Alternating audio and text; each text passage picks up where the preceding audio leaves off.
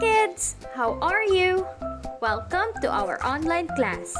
Now, we're going to write the letter O. O as in ostrich.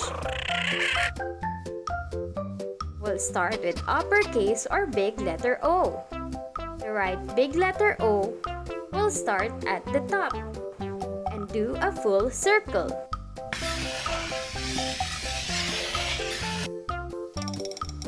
Let's do that again. Start from the top, then make a full circle around.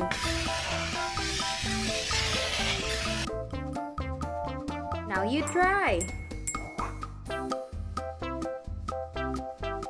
Did you do it right? Yes! Great job!